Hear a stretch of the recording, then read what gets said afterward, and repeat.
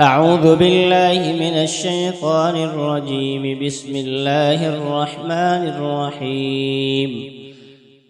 يا أيها الناس اتقوا ربكم الذي خلقكم من نفس واحدة وخلق منها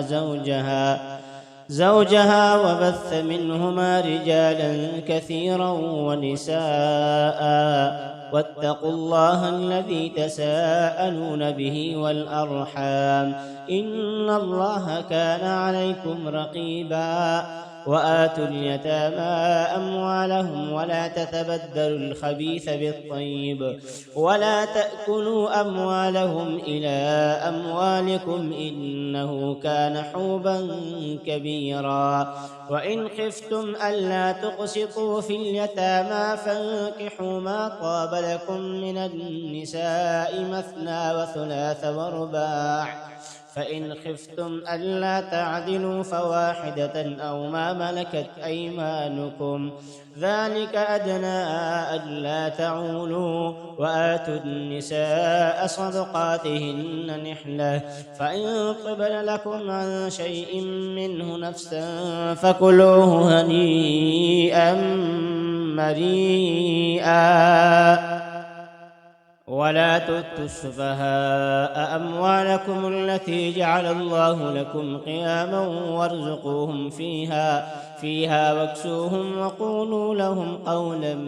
معروفا. وابتلوا اليتامى حتى إذا بلغوا النكاح، فإن آنستم منهم رشدا فادفعوا إليهم أموالهم ولا تأكلوها إسرافا وبدارا أن يكبروا. ومن كان غنيا فليستعفف ومن كان فقيرا فليأكل بالمعروف.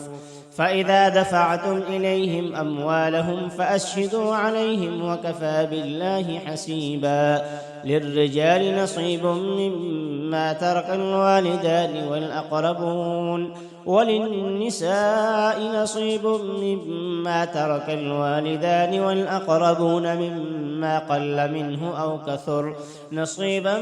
مفروضا. وإذا حضر القسمة أولو القربى واليتامى والمساكين فارزقوهم منه وقولوا لهم قولا معروفا. وليخشى الذين لو تركوا من خلفهم ذرية ضعافا خافوا عليهم فليتقوا الله وليقولوا قولا سديدا. إن الذين يأكلون أموال اليتامى ظلما إنما يأكلون في بطونهم نارا وسيصلون سعيرا. يوصيكم الله في أولادكم للذكر مثل حظ الأنثيين، فإن كن نساء فوق 2 فلهن ثلثا ما ترك، وإن كانت واحدة فلها النصف، ولأبويه لكل واحد منهما السدس مما ترك إن كان له ولد، فإن لم يكن له ولد وورثه أبواه فلأمه الثلث، فإن كان له إخوة فلأمه السدس من بعد وصية يوصي بها أو دين. آباؤكم وأبناؤكم لا تدرون أيهم أقرب لكم نفعا فريضة من الله إن الله كان عليما حكيما. ولكم نصف ما ترك أزواجكم إن لم يكن لهن ولد، فإن كان لهن ولد فلكم الربع مما تركن من بعد وصية يوصين بها أو دين، ولهن الربع مما تركتم إن لم يكن لكم ولد، فإن كان لكم ولد فلهن الثمن مما تركتم من بعد وصية توصون بها أو دين. وإن كان رجل يورث كلالة أو امرأة وله أخ أو أخت فلكل واحد منهما السدس فإن كانوا أكثر من ذلك فهم شركاء في الثلث من بعد وصية يوصى بها أو دين غير مضار، وصية من الله والله عليم حليم. تلك حدود الله، ومن يطع الله ورسوله يدخله جنات تجري من تحتها الأنهار خالدين فيها، وذلك الفوز العظيم. ومن يعص الله ورسوله ويتعد حدوده يدخله نارا خالدا فيها ولهم عذاب مهين. واللاتي يأتين الفاحشة من نسائكم فاستشهدوا عليهن 4 منكم، فإن شهدوا فأمسكوهن في البيوت حتى يتوفاهن الموت أو يجعل الله لهن سبيلا. واللذان يأتيانها منكم فآذوهما، فإن تابا وأصلحا فأعرضوا عنهما، إن الله كان توابا رحيما. إنما التوبة على الله للذين يعملون السوء بجهالة ثم يتوبون من قريب فأولئك يتوب الله عليهم، وكان الله عليما حكيما. وليست التوبة للذين يعملون السيئات حتى إذا حضر أحدهم الموت قال إني تبت الآن، وللذين يموتون وهم كفار أولئك أعتدنا لهم عذابا أليما. يا أيها الذين آمنوا لا يحل لكم أن ترثوا النساء كرها ولا تعضلوهن لتذهبوا ببعض ما آتيتموهن إلا أن يأتين بفاحشة مبينة، وعاشروهن بالمعروف، فإن كرهتموهن فعسى أن تكرهوا شيئا ويجعل الله فيه خيرا كثيرا. وإن أردتم استبدال زوج مكان زوج وآتيتم إحداهن قنطارا فلا تأخذوا منه شيئا، أتأخذونه بهتانا وإثما مبينا. وكيف تأخذونه وقد أفضى بعضكم إلى بعض وأخذن منكم ميثاقا غليظا. ولا تنكحوا ما نكح آباؤكم من النساء إلا ما قد سلف، إنه كان فاحشة ومقتا وساء سبيلا. ولا تنكحوا ما نكح آباؤكم من النساء إلا ما قد سلف، إنه كان فاحشة ومقتا وساء سبيلا. حرمت عليكم أمهاتكم وبناتكم وأخواتكم وعماتكم وخالاتكم وبنات الأخ وبنات الأخت وأمهاتكم اللاتي أرضعنكم وأخواتكم من الرضاعة وأمهات نسائكم وربائبكم اللاتي في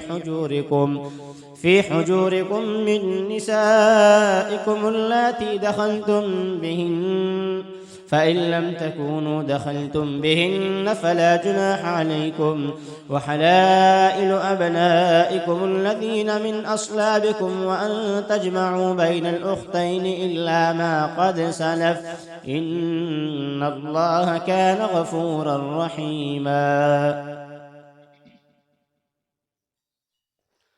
والمحصنات من النساء إلا ما ملكت أيمانكم كتاب الله عليكم، وأحل لكم ما وراء ذلكم أن تبتغوا بأموالكم محصنين غير مسافحين، فما استمتعتم به منهن فآتوهن أجورهن فريضة، ولا جناح عليكم فيما تراضيتم به من بعد الفريضة، إن الله كان عليما حكيما. ومن لم يستطع منكم قولا أن ينكح المحصنات المؤمنات فمما ملكت أيمانكم من فتياتكم المؤمنات، والله أعلم بإيمانكم بعضكم من بعض، فانكحوهن بإذن أهلهن وآتوهن أجورهن بالمعروف محصنات غير مسافحات ولا متخذات أخدان، فإذا أحصن فإن أتين بفاحشة فعليهن نصف ما على المحصنات من العذاب، ذلك لمن خشي العنة منكم، وأن تصبروا خير لكم، والله غفور رحيم. يريد الله ليبين لكم ويهديكم سنن الذين من قبلكم ويتوب عليكم، والله عليم حكيم. والله يريد أن يتوب عليكم ويريد الذين يتبعون الشهوات أن تميلوا ميلا عظيما. يريد الله أن يخفف عنكم وخلق الإنسان ضعيفا. يا أيها الذين آمنوا لا تأكلوا أموالكم بينكم بالباطل إلا أن تكون تجارة عن تراض منكم، ولا تقتلوا أنفسكم إن الله كان بكم رحيما. ومن يفعل ذلك عدوانا وظلما فسوف نصليه نارا، وكان ذلك على الله يسيرا. إن تجتنبوا كبائر ما تنهون عنه نكفر عنكم سيئاتكم وندخلكم مدخلا كريما. ولا تتمنوا ما فضل الله به بعضكم على بعض، للرجال نصيب مما اكتسبوا وللنساء نصيب مما اكتسبن، واسألوا الله من فضله إن الله كان بكل شيء عليما. ولكل جعلنا موالي مما ترك الوالدان والأقربون والذين عقدت أيمانكم فآتوهم نصيبهم إن الله كان على كل شيء شهيدا. الرجال قوامون على النساء بما فضل الله بعضهم على بعض وبما أنفقوا من أموالهم، فالصالحات قانتات حافظات للغيب بما حفظ الله. واللاتي تخافون نشوزهن فاعظوهن واهجروهن في المضاجع واضربوهن، فإن أطعنكم فلا تبغوا عليهن سبيلا إن الله كان عليا كبيرا. وإن خفتم شقاق بينهما فابعثوا حكما من أهله وحكما من أهلها إن يريدا إصلاحا يوفق الله بينهما إن الله كان عليما خبيرا. واعبدوا الله ولا تشركوا به شيئا وبالوالدين إحسانا وبذي القربى واليتامى والمساكين والجار ذي القربى والجار الجنب والصاحب بالجنب وابن السبيل وما ملكت أيمانكم إن الله لا يحب من كان مختالا فخورا. الذين يبخلون ويأمرون الناس بالبخل ويكتمون ما آتاهم الله من فضله وأعتدنا للكافرين عذابا مهينا. والذين ينفقون أموالهم رئاء الناس ولا يؤمنون بالله ولا باليوم الآخر ومن يكن الشيطان له قرينا فساء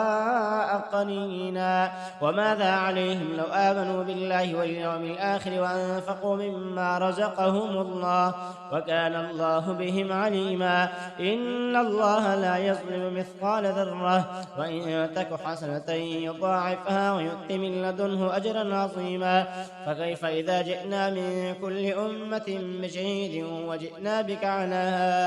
هؤلاء شهيدا يومئذ يود الذين كفروا وعصوا الرسول لو تسوى بهم الأرض ولا يكتمون الله حديثا. يا أيها الذين آمنوا لا تقربوا الصلاة وأنتم سكارى حتى تعلموا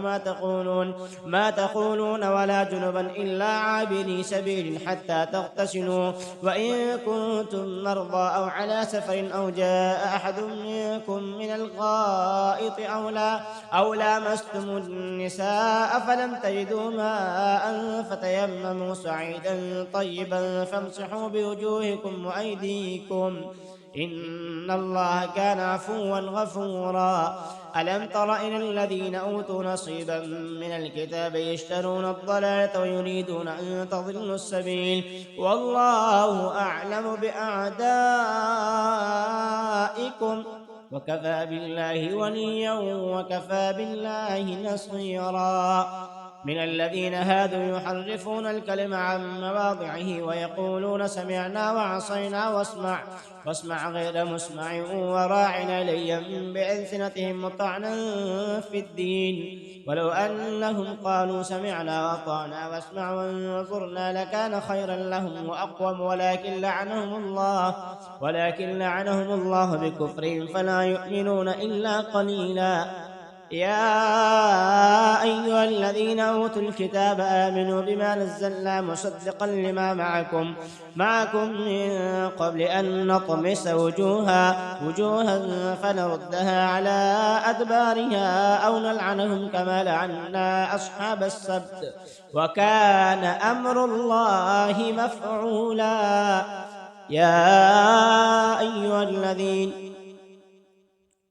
وكان أمر الله مفعولا. إن الله لا يغفر أن يشرك به ويغفر ما دون ذلك لمن يشاء ومن يشرك بالله فقد افترى إثما عظيما. ألم تر إلى الذين يزكون أنفسهم بل الله يزكي من يشاء ولا يظلمون فتيلا. انظر كيف يفترون على الله الكذب وكفى به إثما مبينا. ألم تر إلى الذين أوتوا نصيبا من الكتاب يؤمنون بالجبت والطاغوت ويقولون للذين كفروا هؤلاء أهدى من الذين آمنوا سبيلا. أولئك الذين لعنهم الله ومن يلعن الله فلن تجد له نصيرا. أم لهم نصيب من الملك فإذا لا يؤتون الناس نقيرا. أم يحسدون الناس على ما آتاهم الله من فضله فقد آتينا آل إبراهيم الكتاب والحكمة وآتيناهم ملكا عظيما. فمنهم من آمن به ومنهم من صد عنه وكفى بجهنم سعيرا. إن الذين كفروا بآياتنا سوف نصليهم نارا كلما نضجت جلودهم بدلناهم جلودا غيرها ليذوقوا العذاب إن الله كان عزيزا حكيما. والذين آمنوا وعملوا الصالحات سندخلهم جنات تجري من تحتها الأنهار خالدين فيها أبدا ولهم فيها أزواج مطهرة وندخلهم ظلا ظليلا. إن الله يأمركم أن تؤدوا الأمانات إلى أهلها وإذا حكمتم بين الناس أن تحكموا بالعدل إن الله نعم يعظكم به إن الله كان سميعا بصيرا. يا أيها الذين آمنوا أطيعوا الله وأطيعوا الرسول وأولي الأمر منكم فإن تنازعتم في شيء فردوه إلى الله والرسول إن كنتم تؤمنون بالله واليوم الآخر ذلك خير وأحسن تأويلا. ألم تر إلى الذين يزعمون أنهم آمنوا بما أنزل إليك وما أنزل من قبلك يريدون أن يتحاكموا إلى الطاغوت وقد أمروا أن يكفروا به ويريد الشيطان أن يضلهم ضلالا بعيدا. وإذا قيل لهم تعالوا إلى ما أنزل الله وإلى الرسول رأيت المنافقين يصدون عنك صدودا. فكيف إذا أصابتهم مصيبة بما قدمت أيديهم ثم جاءوك يحلفون بالله إن أردنا إلا إحسانا وتوفيقا أولئك الذين يعلم الله ما في قلوبهم فأعرض عنهم وعظهم وقل لهم في أنفسهم قولا بليغا وما أرسلنا من رسول إلا ليطاع بإذن الله ولو أنهم إذ ظلموا أنفسهم جاءوك فاستغفروا الله واستغفر لهم الرسول لوجدوا الله توابا رحيما فلا وربك لا يؤمنون حتى يحكموك فيما شجر بينهم ثم لا يجدوا في أنفسهم حرجا مما قضيت ويسلموا تسليما ولو أنا كتبنا عليهم أن اقتلوا أنفسكم أو اخرجوا من دياركم ما فعلوه إلا قليل منهم ولو أنهم فعلوا ما يوعظون به لكان خيرا لهم وأشد تثبيتا وإذا لآتيناهم من لدنا أجرا عظيما ولهديناهم صراطا مستقيما ومن يطع الله والرسول فأولئك مع الذين أنعم الله عليهم من النبيين والصديقين والشهداء والصالحين وحسن أولئك رفيقا ذلك الفضل من الله وكفى بالله عليما يا أيها الذين آمنوا خذوا حذركم فانفروا ثبات أو انفروا جميعا وإن منكم لمن ليبطئن فإن أصابتكم مصيبة قال قد أنعم الله علي إذ لم أكن معهم شهيدا ولئن أصابكم فضل من الله ليقولن كأن لم تكن بينكم وبينه مودة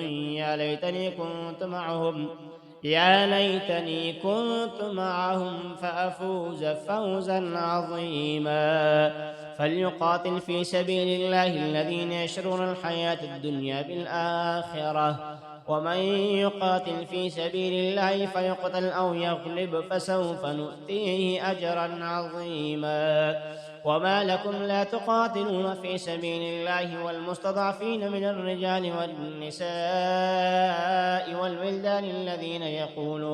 يقولون ربنا أخرجنا من هذه القرية الظالم أهلها واجعل لنا من لدنك وليا واجعل لنا من لدنك نصيرا الذين آمنوا يقاتلون في سبيل الله والذين كفروا يقاتلون في سبيل الطاغوت فقاتلوا أولياء الشيطان إن كيد الشيطان كان ضعيفا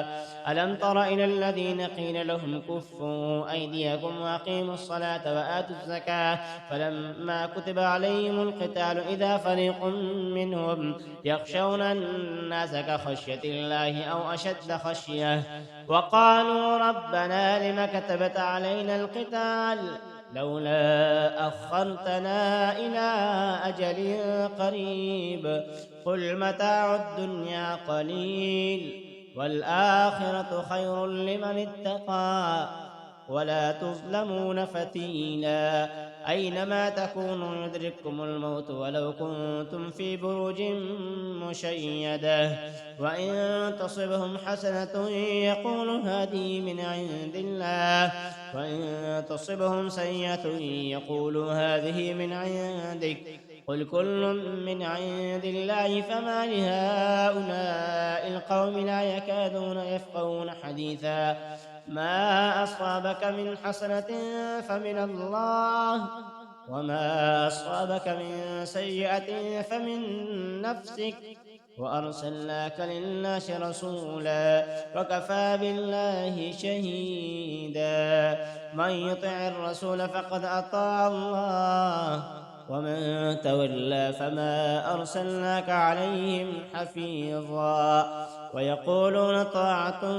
فإذا برزوا من عندك بيت طائفة منهم غير الذي تقول والله يكتب ما يبيتون فأعرض عنهم وتوكل على الله وكفى بالله وكيلا أفلا يتدبرون القرآن ولو كان من عند غير الله لوجدوا فيه اختلافا كثيرا وإذا جاءهم أمر من الأمر الأمن أو الخوف أذاعوا به، ولو ردوه إلى الرسول وإلى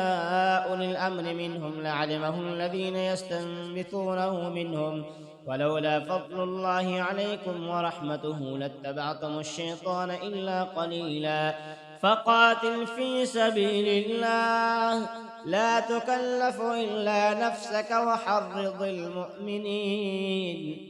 عسى الله أن يكف بأس الذين كفروا، والله أشد بأسا وأشد تنكيلا. من يشفع شفاعة حسنة يكن له نصيب منها ومن يشفع شفاعة سيئة يكن له كفل منها، وكان الله على كل شيء مقيتا. وإذا حييتم بتحية فحيوا بأحسن منها أو ردوها، إن الله كان على كل شيء حسيبا. الله لا إله إلا هو ليجمعنكم إلى يوم القيامة لا ريب فيه، ومن أصدق من الله حديثا. فما لكم في المنافقين فئتين والله أركسهم بما كسبوا، أتريدون أن تهدوا من أضل الله، ومن يضلل الله فلن تجد له سبيلا. ودوا لو تكفرون كما كفروا فتكونون سواء فلا تتخذوا منهم أولياء حتى يهاجروا في سبيل الله، فإن تولوا فخذوهم واقتلوهم حيث وجدتموهم ولا تتخذوا منهم وليا ولا نصيرا إلا الذين يصلون إلى قوم بينكم وبينهم ميثاق أو جاءوكم حصرت صدورهم أن يقاتلوكم أو يقاتلوا قومهم، ولو شاء الله لسلطهم عليكم فلقاتلوكم، فإن اعتزلوكم فلم يقاتلوكم وألقوا إليكم السلم فما جعل الله لكم عليهم سبيلا. ستجدون آخرين يريدون أن يأمنوكم ويأمنوا قومهم، كلما ردوا إلى الفتنة أركسوا فيها، فإن لم يعتزلوكم ويلقوا إليكم السلم ويكفوا أيديهم فخذوهم واقتلوهم حيث ثقفتموهم، وأولئكم جعلنا لكم عليهم سلطانا مبينا.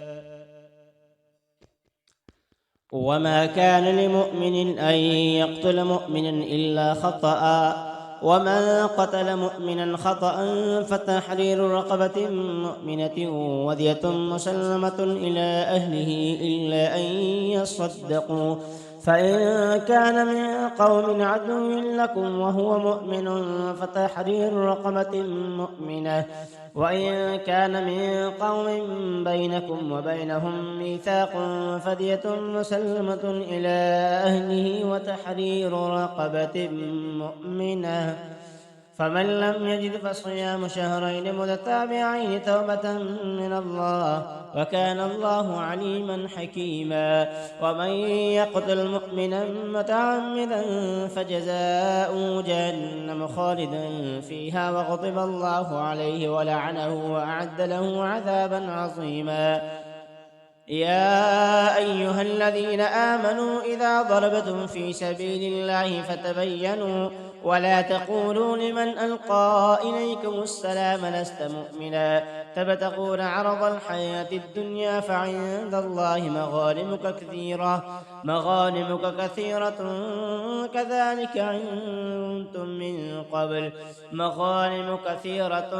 كذلك كنتم من قبل فمن الله عليكم فتبينوا إن الله كان بما تعملون خبيرا. لا يستوي القاعدون من المؤمنين غير أولي الضرر والمجاهدون في سبيل الله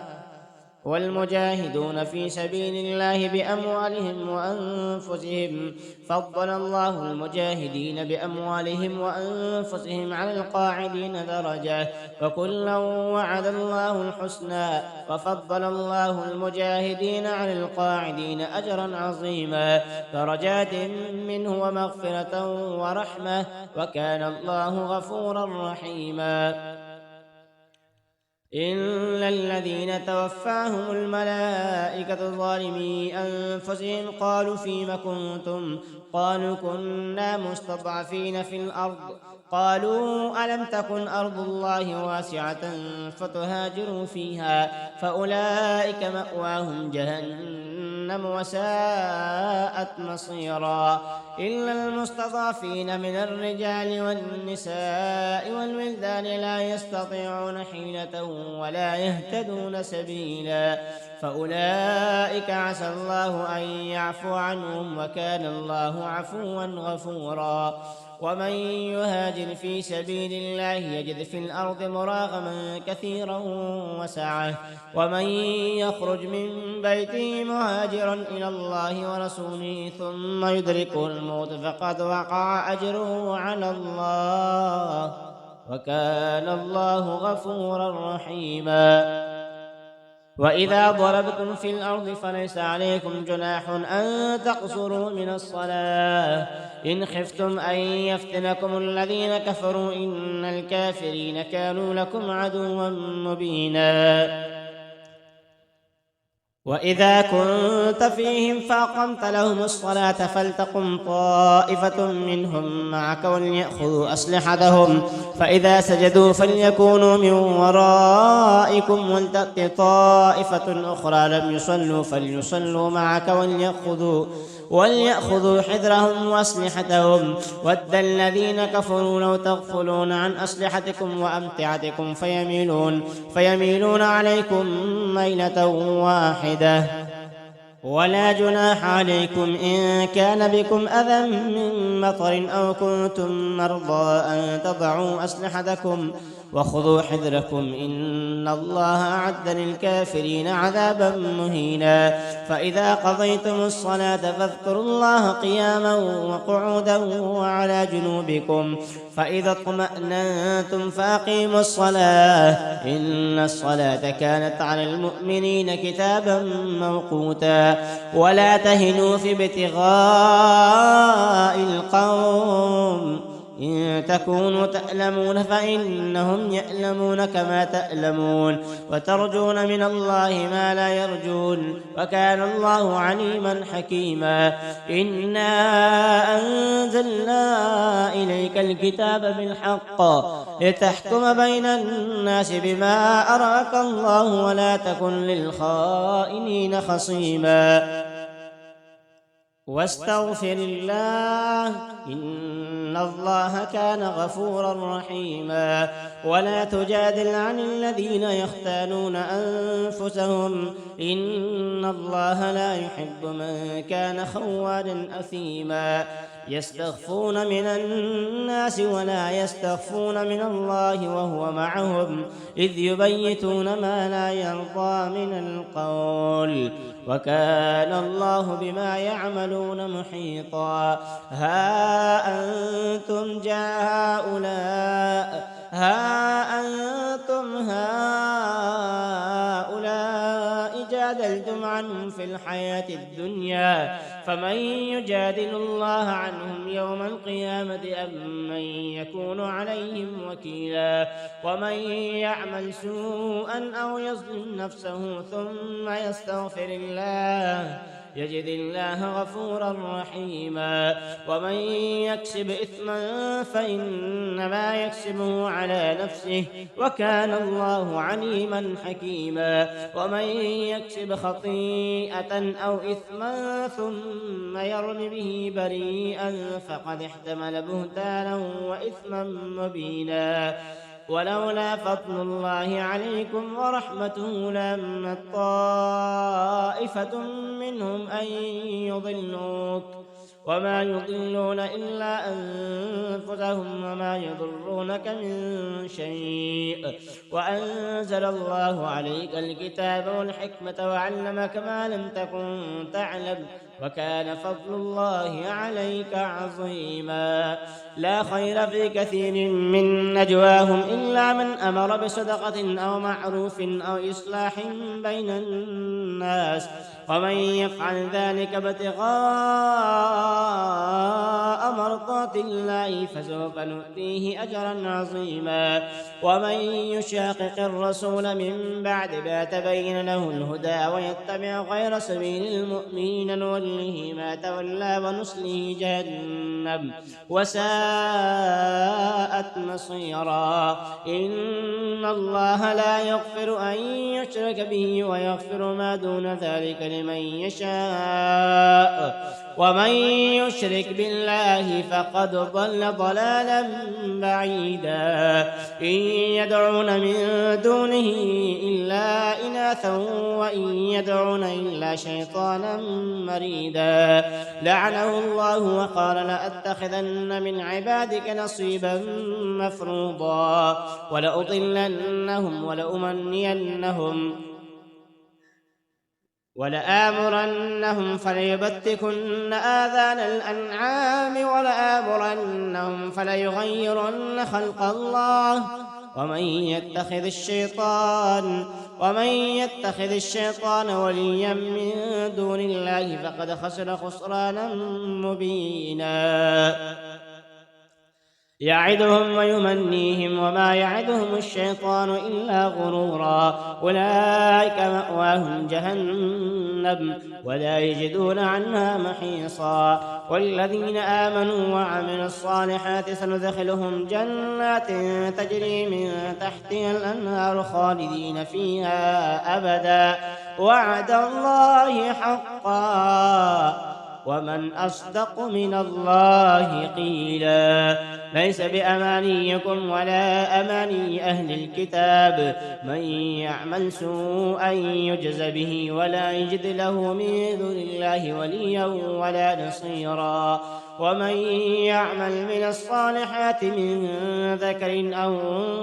أنثى وهو مؤمن فأولئك يدخلون الجنة ولا يظلمون نقيرا ومن أحسن دينا ممن أسلم وجهه لله وهو محسن واتبع ملة إبراهيم حنيفا واتخذ الله إبراهيم خليلا ولله ما في السماوات وما في الأرض وكان الله بكل شيء محيطا ويستفتونك في النساء قل الله يفتيكم فيهن وما يتلى عليكم في الكتاب في يتامى النساء اللاتي لا تؤتونهن ما كتب لهن وترغبون أن تنكحوهن والمستضعفين من الولدان وأن تقوموا لليتامى بالقسط وما تفعلوا من خير فإن الله كان به عليما وإن امرأة خافت من بعلها نشوزا أو إعراضا فلا جناح عليهما أن يصلحا بينهما صلحا والصلح خير وأحضرت الأنفس الشح وإن تحسنوا وتتقوا فإن الله كان بما تعملون خبيرا ولن تستطيعوا أن تعدلوا بين النساء ولو حرصتم فلا تميلوا كل الميل فتذروها كالمعلقة وإن تصلحوا وتتقوا فإن الله كان غفورا رحيما وإن يتفرقا يغن الله كلا من سعته وكان الله واسعا حكيما ولله ما في السماوات وما في الأرض ولقد وصينا الذين أوتوا الكتاب من قبلكم وإياكم أن اتقوا الله وإن تكفروا فإن لله ما في السماوات وما في الأرض وكان الله غنيا حميدا. ولله ما في السماوات وما في الأرض وكفى بالله وكيلا. إن يشأ يذهبكم أيها الناس ويأت بآخرين وكان الله على ذلك قديرا. من كان يريد ثواب الدنيا فعند الله ثواب الدنيا والآخرة وكان الله سميعا بصيرا. يا أيها الذين آمنوا كونوا قوامين بالقسط شهداء لله ولو على أنفسكم أو الوالدين والأقربين إن يكن غنيا أو فقيرا فالله أولى بهما فلا تتبعوا الهوى أن تعدلوا وإن تلووا أو تعرضوا فإن الله كان بما تعملون خبيرا. يا أيها الذين آمنوا بالله ورسوله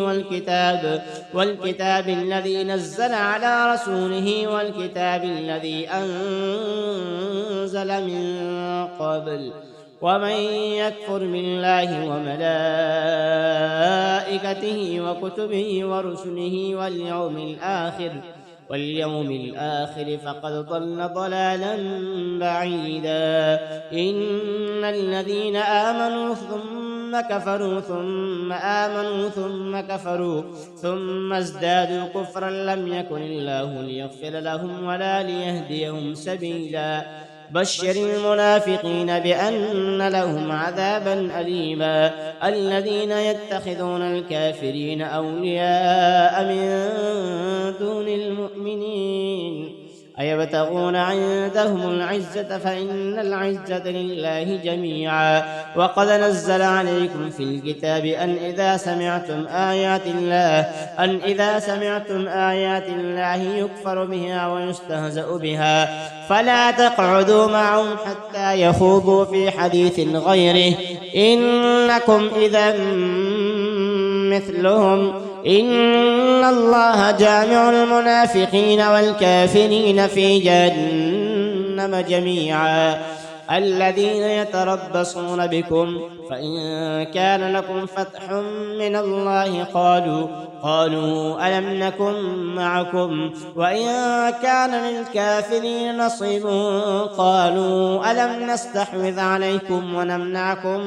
من المؤمنين فالله يحكم بينكم يوم القيامة ولن يجعل الله للكافرين على المؤمنين سبيلا. إن المنافقين يخادعون الله وهو خادعهم وإذا قاموا إلى الصلاة قاموا كسالى يراءون الناس ولا يذكرون الله إلا قليلا مذبذبين بين ذلك لا إله هؤلاء ولا إله هؤلاء ومن يضلل الله فلن تجد له سبيلا. يا أيها الذين آمنوا لا تتخذوا الكافرين أولياء من دون المؤمنين أتريدون أن تجعلوا لله عليكم سلطانا مبينا.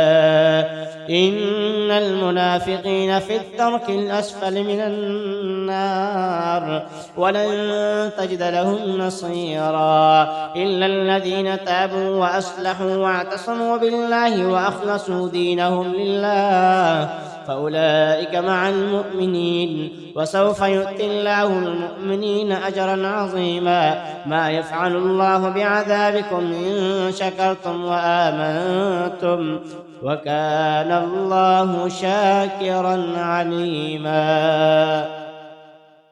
لا يحب الله الجهر بالسوء من القول إلا من ظلم وكان الله سميعا عليما. إن تبدوا خيرا أو تخفوه أو تعفو عن سوء فإن الله كان عفوا قديرا. إن الذين يكفرون بالله ورسله ويريدون أن يفرقوا بين الله ورسله ويقولون نؤمن ببعض ونكفر ببعض ويريدون أن يتخذوا بين ذلك سبيلا أولئك هم الكافرون حقا وأعتدنا للكافرين عذابا مهينا والذين آمنوا بالله ورسله ولم يفرقوا بين أحد منهم أولئك سوف يؤتيهم أجورهم وكان الله غفورا رحيما يسألك أهل الكتاب أن تنزل عليهم كتابا من السماء فقد سألوا موسى أكبر من ذلك فقالوا أرنا الله جهرة فأخذتهم الصاعقة بظلمهم ثم اتخذوا العجل من بعد ما جاءتهم البينات فعفونا عن ذلك وآتينا موسى سلطانا مبينا ورفعنا فوقهم الطور بميثاقهم وقلنا لهم ادخلوا الباب سجدا وقلنا لهم لا تعدوا في السبت وأخذنا منهم ميثاقا غليظا فبما نقضهم ميثاقهم وكفرهم بآيات الله وقتلهم الأنبياء بغير حق وقولهم قلوبنا غلف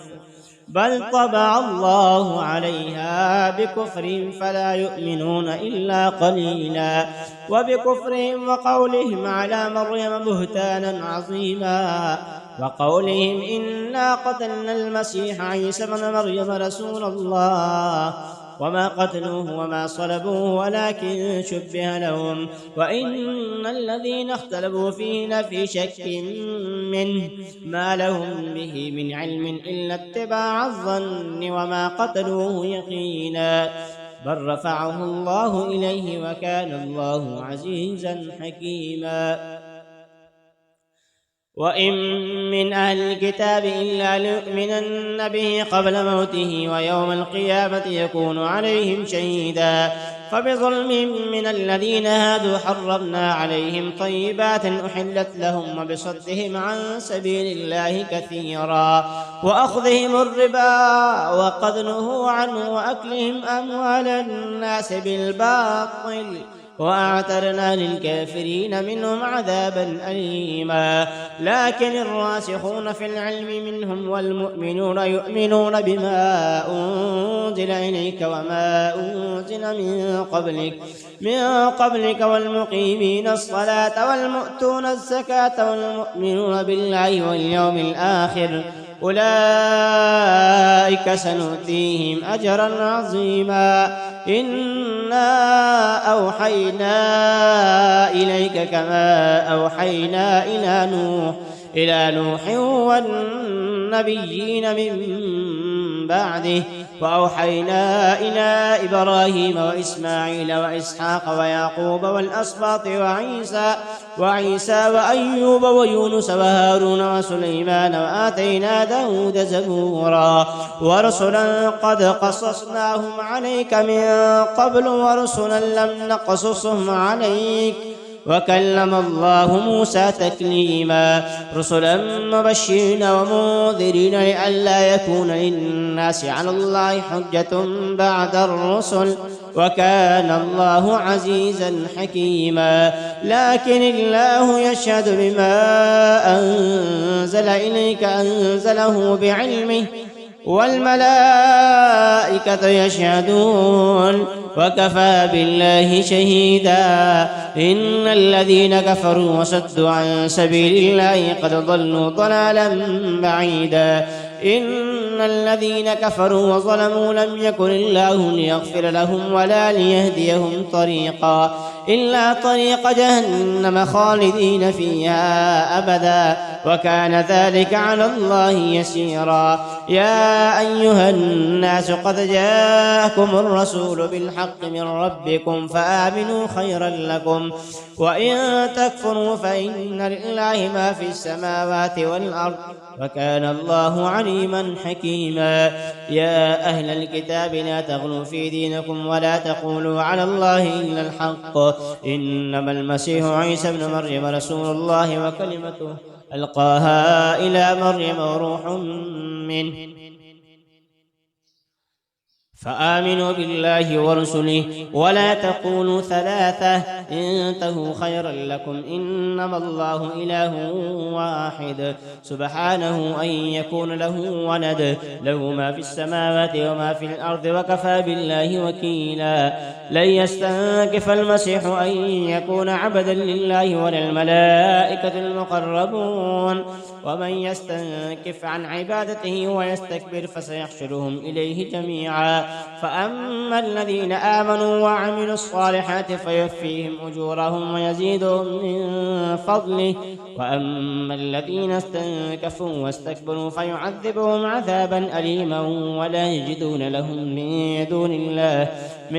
دون الله وليا ولا نصيرا يا أيها الناس قد جاءكم برهان من ربكم وأنزلنا إليكم نورا مبينا فأما الذين آمنوا بالله واعتصموا به فسيدخلهم في رحمة منه وفضل ويهديهم إليه صراطا مستقيما يستفتونك قل الله يفتيكم في الكلالة إن امرؤ هلك ليس له ولد وله أخت فلها نصف ما ترك وهو يرثها إن لم يكن لها ولد فإن كانت اثنتين فلهما الثلثان مما ترك وإن كانوا إخوة رجالا ونساء فللذكر مثل حظ الأنثيين يبين الله لكم